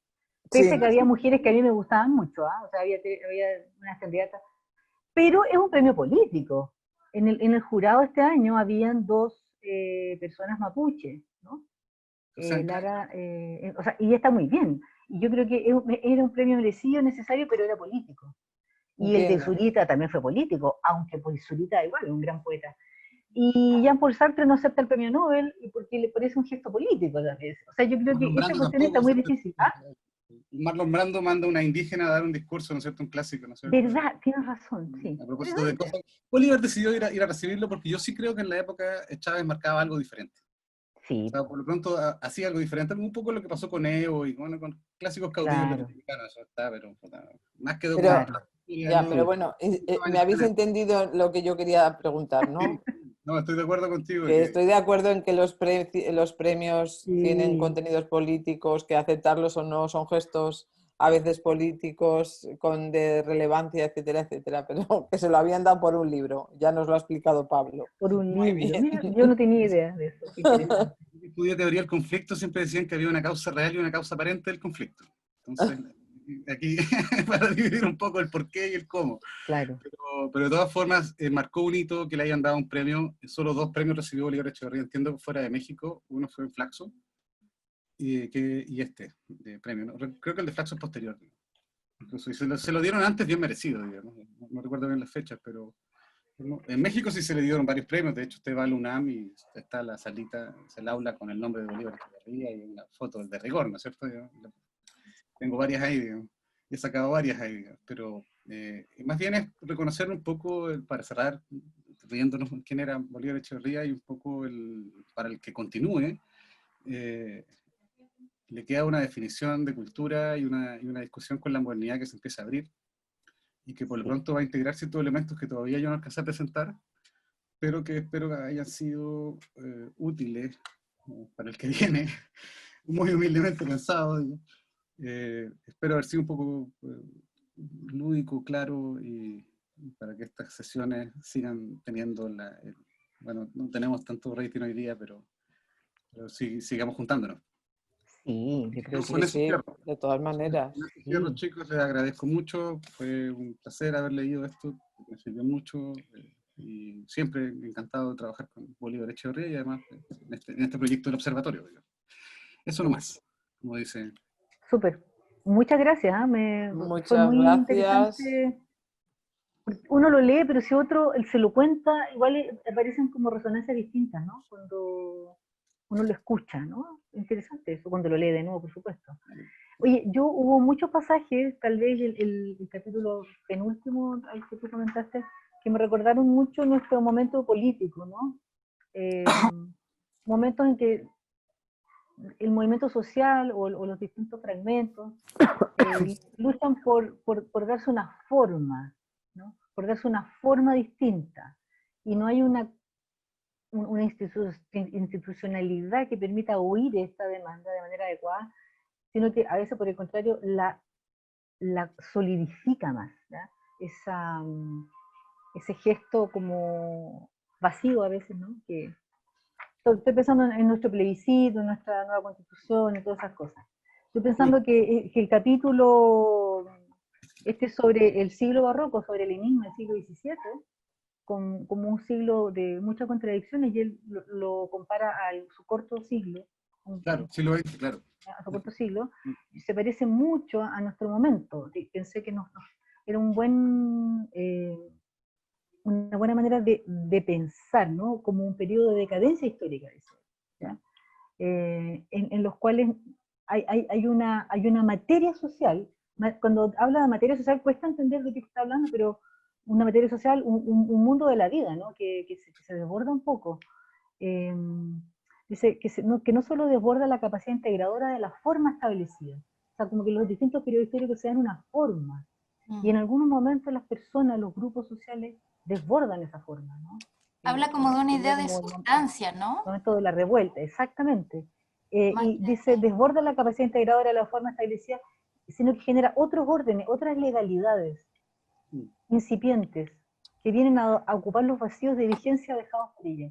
Entonces yo creo que a lo mejor es una muy buena descripción de lo que uno describe como momentos de crisis, ¿no? Yo acabo de escribir algo sobre crisis y usé un pedacito de Habermas, pero usé a Echeverría, porque, bueno, él igual dice que vivimos una crisis civilizatoria, ¿no? Claro. Al pensar que el capitalismo, bueno, él pensó, a lo mejor, no sé si era muy optimista, que el capitalismo soltaba amarras, digamos, pero se equivocó. pero bueno, es bueno pensarlo. Sí, sí, sí. No sé si alguien más quiere decir algo, Pablo, que no te escuchamos un poco. Sí, yo tengo un par de preguntas. Dale. Que en algún momento estáis modulando esta tensión entre clasicismo y barroco. ¿Tú cómo interpretas esta tensión? ¿En qué se basaría? A ver, según recuerdo hay bueno, está el Renacimiento jugando por detrás, repito lo que leí, luego está el gesto clasicista, o el clasicismo más bien, que es la basalidad de un movimiento que va a revivirlo o rebuscarlo, o reencantarlo, digamos, que sería este gesto barroco o manierista. Ambos estarían, el manierismo y el barroco juegan por sobre el clasicismo, y el clasicismo juega por sobre el renacentismo. O más bien, no, me estoy explicando mal. El Renacimiento tiene una relación con lo clásico, ¿cierto? Y que le da una vida en el 480. El 500, digamos, ya esto cambia completamente, ¿no es cierto? Y viene una modalidad en la cual lo que ya no logró, o más bien lo que logró hacer el Renacimiento ya no es suficiente. Y viene este gesto barroco y manierista que vuelven también a lo clásico en un gesto muy parecido al que hace el Renacimiento, pero a su propia manera, ¿no es cierto? Y esto sería el modo barroco, de reencantarlo y llevarlo a cabo de nuevo, digamos. No igual, pero tratar de hacer lo mismo a tu manera, apropiándolo, y este modo manierista que, a propósito de lo que decía mismo Echeverría, aplicaba la sustitución, o sea, ocupaba las formas clásicas, pero realmente lo que quería era introducir un canon nuevo, ¿sí? O una forma nueva. No sé si me explico con eso. Ese era como el basamento de la parte del libro que en términos de la relación con clasicismo y barroco. ¿Sí? Sí, sí, no, que mi pregunta va y es lo que me ha rondado con ese texto como durante 10 años ya, de qué entiende por Renacimiento y qué entiende por clasicismo, que es como la duda fundamental, así, porque siempre, o sea, nosotros hemos llevado un trabajo de lectura ya bien sistemático con Alejandro durante bastante tiempo ya. Y como que algo se esconde, ¿cuál es la clave que él está identificando como Renacimiento? ¿Qué está identificando como esta relación de clasicismo? Que nunca se me logra cerrar para entender qué entiende por barroco. Bueno, claramente no vamos a cerrar la discusión. Gran pregunta. Pero yo sí creo, Pablo, que ahí hay este gesto cuando dice el ir a Italia, a propósito de lo que hablábamos del Fulvio Echeverría, el estar en Italia, bueno, yo creo que le da sentido a mucho de lo que está diciendo en esta época, digamos, el 400 y el 500 vienen a ser como parangones que no sé si toda la historia del arte, tú teniendo la formación ahí, lee el mundo así, ¿cachai? Evidentemente todos van a Italia, el Renacimiento en Italia, pero los italianos tienen su propio modo de entender esta huevada, perdón el término, por lo difícil que es, ¿no es cierto? ¿Qué diablos es? ¿Qué huevada es esto llamado para Echeverría, ¿no es cierto? El Renacimiento, y en eso sí lo hemos discutido, ¿te acuerdas ahí en Cuernavaca? Así que, ¿de dónde sale el barroco, cachai? ¿Por qué esta relación tan directa con él? Ahora, el Renacimiento viene a ser, parece ser una clave solamente para reintroducir precisamente lo clásico. A mí, curiosamente, es donde más me ha empezado, o yo creía que era donde me estaba empezando a quedar un poco más claro cuáles son las claves del barroco, precisamente en esa parte más cultural y bueno, yo es que tampoco te la separaría tanto de la filosofía, ¿no? O sea, hay la transición que luego en la parte de la filosofía va a pasar desde cuáles son los problemas que han surgido de la Edad Media o cómo se va despidiendo a Dios, por así decirlo, ¿no? Cómo la filosofía se va despegando de la teología y surge, bueno, como un problema más bien epistemológico, etcétera, etcétera. Eso también se va viendo en el arte, ¿no? Porque claro, no es... Vamos, decías lo de la huevada. A mí me he dicho, Dios mío, son una serie de siglos donde pasan muchas cosas. Empieza a haber perspectiva, por ejemplo, en el arte, ¿no? O sea, en las pinturas. O sea, quiero decir que hay una serie... lo que pasa es que, claro, no pasa todo de hoy para mañana, sino que va siendo un proceso en el que efectivamente Italia juega un papel muy importante y de otra manera pues también otros artistas, ¿no? En España o en Holanda, por ejemplo, los pintores y tal. Entonces, yo lo que sí que he entendido es que el clasicismo, por lo menos como lo entendemos así popularmente, quiero decir, sin meternos y tal, En el clasicismo no solamente hay una vuelta a lo antiguo, ¿no? Sino hay una manera también determinada de entender la armonía, de entender, de entender las formas y también una determinada creencia de que esas formas se pueden reproducir pues siguiendo un determinado tipo de normas, ¿no? Eso también pasa en la literatura. Es que, curiosamente, aquí he echado yo un poco de menos la literatura en este texto. O sea, me refiero a las referencias. Por ejemplo, me ha sorprendido que no hablara de alguien tan importante como Calderón de la Barca, con respecto a también a la visión del mundo en el barroco, ¿no? Que es, claro, hay mucha pérdida de certezas y de certidumbres. Pero bueno, si se entiende el clasicismo como un momento en el que no solamente hay una serie de formas, sino que hay una creencia de que siguiendo una serie de normas, ¿no? Por eso también estaba pensando más en la literatura, se pueden escribir determinado tipo de textos o se puede hacer o se puede crear determinado tipo de esculturas, ¿no? Y yo creo que va a Bernini por eso, porque Bernini, por lo menos por los ejemplos que yo he estado luego mirando, rompe, ¿no? O sea, en las figuras hay muchos pliegues, en todas las ropas, en los movimientos de las piernas y tal, o sea que juega con un canon griego, por ejemplo, de las esculturas griegas, pero ya dándoles otras formas, porque claro, y eso es lo que yo había entendido que decía Echevarría, a lo mejor me vais a corregir, es efectivamente, hay una vuelta, ¿no? a los antiguos, parte de saltarse la Edad Media, ¿no? que le hemos hecho además, quizá seamos un poco injustos con la Edad Media y nos parezca más oscura de lo que en realidad era, pero bueno, hacen este salto, esta vuelta a lo antiguo, pero son formas que hay que adaptar también a la realidad que se está viviendo, ¿no? O sea, yo había entendido que eso también es lo que hace que vayan surgiendo, o sea, que o esto que decía antes, ¿no? Se toma, se vuelve a un momento, se lo toma como, o se lo quiere retomar como origen, pero en realidad lo único que se puede hacer es cambiarlo, ¿no? O sea, para adaptarlo al tiempo, o sea, retorcerlo, cambiarlo. Claro, el manierismo lo que intenta es sustituirlo por una nueva forma. Yo pensaba en el Greco, es el ejemplo que más he tenido en la mente, ¿no? Estas figuras tan estilizadas, estas cosas así. Y claro, luego el barroco que de alguna manera como que hay esa aceptación de que todo de que no se va a poder cambiar, de que hay una especie de adaptación y tal, pero que el cambio solamente puede pasar por eso, por llevarlo al extremo, por tal. O sea, eso es lo que yo había entendido. Entonces estaba como muy feliz pensando que ya empezaba a entender lo que quería decir Echevarría con el barroco, pero parece ser que todavía no es suficiente, ¿no?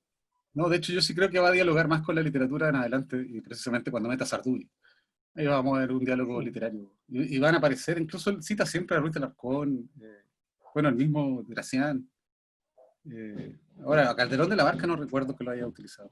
Quizás se me escapa. Pero... Hombre, es que es un clásico, ¿no? del barroco, claro, de la literatura española, y además que plantea uno de los problemas más importantes del comienzo de la modernidad también en la filosofía, la certeza, ¿no? O sea, ¿es la realidad que estamos viendo real o estoy soñando? Que es el problema que está continuamente dándole vueltas a Descartes, ¿no? O sea, ¿será esto? ¿Me estará engañando? ¿Habrá un genio engañoso? Y esa es la idea, ¿no? De la vida sueño. O sea, ¿estoy soñando o soy el sueño de alguien o esta realidad tal? Que es claro, si desaparece Dios como garante de nuestra realidad, claro, todo ese problema de la incertidumbre. Por eso lo que se busca en ese momento, más que verdades en el sentido quizá más del 18, lo que se busca es la certidumbre, ¿no? Claro. De que la realidad que estamos viviendo es real. Y, bueno, hasta el extremo de que Descartes dice, bueno, bien, mira, voy a terminar con esto. Si estoy soñando, a lo mejor estoy soñando, pero por lo menos yo siento mi yo. ¿Qué sueño? ¿No? Yo sé que pienso y aunque esté pensando, aunque sea en un sueño, pero yo sé que pienso. Entonces, por lo menos esa certeza me queda, ¿no? Yo Y he de ahí visto en adelante ya. más diálogo con Quijote, y particularmente, bueno, Alonso Quijano y los indios es un texto que hace referencia directa al Quijote, y si hay algún español que el que rescata es Unamuno, que es el autor de Juventud. Hombre, es que Unamuno, Que es el autor de Juventud de Echeverría, digamos. De es hecho, que Unamuno es maravilloso. Julio Claro. Echeverría, sí. Es que Oye, además es maravilloso también por su barroquismo, porque es verdad que los españoles somos así, tenemos este gesto así muy dramático, mucho más trágico, por ejemplo, que los italianos o los franceses, pero claro, Unamuno ya lo lleva. Unamuno es el autor de Juventud, y de hecho va a estar, yo creo que por detrás siempre, digo, otro que podría llevarnos a... Y sin duda, capaz que haya muchas citas a Calderón de la Barca que no tengo aquí yo en mi memoria y Claro. habría que rebuscarla. No, yo soy principiante en Echevarría, así que por eso también puedo decir todas estas cosas, porque si digo tonterías ya me las corregiréis. No, para nada, estamos conversando. Sí, de No. hecho, la gracia de Echeverría es eso, que uno le va descubriendo cada vez más su grado de erudición. Y uno mismo aprende con eso. Sí. Como le digo, unas cosas que esas citas de latín que pueden estar parafraseadas por él. Digamos. Y uno se da cuenta cuando traduce la cita, digamos, y la compara con el original y dice, Claro. no, es otra cosa. Digamos. Pero bueno, Sí. no sé A mí si... me ha dado pereza, ¿eh? Ponerme a traducir la cita en latín me ha dado mucha pereza, tengo que recordarlo. Tengo que reconocerlo. He empezado así, he dicho, uy, ¿dónde está mi latín? Claro. Mira, tenemos 5 minutos para terminar esta sesión. Quiero preguntarles algo muy práctico. Bueno, queda Maribel y Pablo solamente, que podrían encargarse de presentar los capítulos que vienen. O sea, si se anima alguno de ustedes. Yo voto por Pablo. Qué pesado, no, voto por María Isabel. No, en realidad no voy a ir a votar si estoy loco, güey. Voy a quemar la Primero pica. vamos a... No, me da igual, o sea, yo lo haré. No ni madre, güey. No, yo lo Que se haré, o sea, postulen. me da igual si es la próxima vez que si es la siguiente. Para el último miércoles de octubre o último miércoles de noviembre. Antes del plebiscito, no, va a ser después del plebiscito los dos. Si es que hay plebiscito. Si es que hay plebiscito, porque si los brotes se aumenta esto. ¿Cómo que no va a haber plebiscito? Pero bueno. No me digas. Vale, sí. No, yo tengo Vamos que a ver reconocer cómo... que fui muy terrible y cuando empecé a oír que Piñera para las fiestas patrias empezaba a abrir eso, pensé muy mal. Sí, pues, hay que Pensé pensar que muy lo mal. que quería era que la gente se contagiara para después decir que no podía Sí. ser el plebiscito. Tengo que reconocer lo que fui así de perversa y de malintencionada. No, está Porque bien. viendo Eso es ser muy... Viendo que en objetivo. otros países el problema de la cantidad bueno, estamos aquí otra vez que no sé cuándo aquí no Claro. sé, pero en España va a estar otra vez confinado muy pronto, Madrid Sí. por lo menos y Sí. eso. Y está claro que es Sí, súper. Madrid. por las celebraciones y todo eso. Y yo dije, vaya, ahora les deja Sí. celebrar las fiestas patrias y así luego Mm. no hay plebiscito. No, de verdad, ahora en serio, ¿es posible que no haya Sí. plebiscito? Ojalá que... Sí. ¿Es posible que no? Estamos en el mundo barroco de América Latina. Si estamos en cuarentena, Maribel, no va a haber plebiscito. Pero aún no hay número. No han dicho nada. Bueno, ¿quién de los dos se anima? ¿Qué capítulos son? Mira, no Bueno, tengo acá el... Yo tengo el Son, libro son- aquí. son varios espérate. capítulos. Son varios capítulos. Pero estamos como... Lo ¿Tú lo tengo por tienes a mano? aquí. Ah, Sí, genial. mira, Mira. sería la segunda parte, o sea, de la segunda parte sería el capítulo 3 y el 4, y de la tercera, Moneda y cultura, claro. y de la tercera sería el 1 y el 2, o sea, más o menos como desde la página 140 a la 184. No me Sí, son como 40, 50 páginas. Sí. A ver, pero un momentito. Entonces estamos hablando de que para la próxima es el capítulo 3, el etos barroco y la estetización de la vida cotidiana, y el 4, ¿no? La reelaboración barroca del mito cristiano. No, mira, pero antes, porque quedamos en modernidad y cultura. Modernidad y cultura había que tomarlo, que es la página 140. Espera. O sea, de la página 140 a la 184. Ah, sí, que me he saltado, sí. a la 184. Más o ¿Perdón? menos, más o menos. Hasta el Sí, etos no barroco entiendo. y la estetización de la vida cotidiana, ¿no? Hasta ahí. 140 a 189. A ver, a mí me da igual 184, hacerlo, perdón. o sea, si quedamos los dos, da lo mismo, uno lo va a hacer antes y otro lo va a hacer después. ¿Tú prefieres Claro. hacerlo ahora, Pablo? Yo lo puedo presentar. Vale, Genial. pues muy bien. Ya, Pablo. Entonces tú presentas el miércoles 28 de octubre, creo que. Sí, Sí. Buenísimo. el miércoles, sí, sí. Sí, muy bien que sea el miércoles, sí. Y de 3 a 5, como siempre. Y bueno, invitemos a las personas que quieran llegar. Venir, no sé por qué no han venido algunos amigos que siempre vienen, pero nunca, este semestre no han venido. Bueno, Por suerte pero grabamos. mira, a mí me parece muy bien este número. Pero Hernán no ha dicho nada, ¿no? De por qué no. Vale. No, fíjate, sé que está haciendo clase este semestre y a lo mejor eso lo tiene un poco agobiado. Pero bueno, les agradezco mucho que hayan estado acá. Siempre es un gusto leer en conjunto, Claro. Sí, ¿cierto? la verdad es que sí. Mejor que leer solo. Y además Y un agrado verlos, ¿cierto? muchas Esto que estamos gracias también, sí. Y gracias por eso, por darnos la oportunidad de esta instancia. Y ahora que he Sí, visto, pues, se ha sí. grabado todo lo que yo he dicho sobre mis malos pensamientos sobre Piñera. Son pensamientos Ha quedado, compartidos, Podemos ha editar. ha quedado grabado, me acabo de dar cuenta. sí, pero son pensamientos compartidos, Maribel, por este grupo y por un amplio grupo de Chile. Así que no te sientas bicho raro. Bueno, cuidaros mucho y empezad a disfrutar de la primavera. Claro. Sí, Cuídate tú también, ¿eh? Y muchas gracias por permitirme sí, presentar. Y buena muchas onda. gracias a ti. Gracias a Chao, ti. Sonia, chao, Pablo, chao, Hasta Maribel, chao, pronto. Alejandro. Chao, Chao, gracias. chao. Muy Muchas bien, gracias. gusto verlos. Adiós. Buenas Y noches. Chao, chao. chao, Macuali, otro. Buenas noches.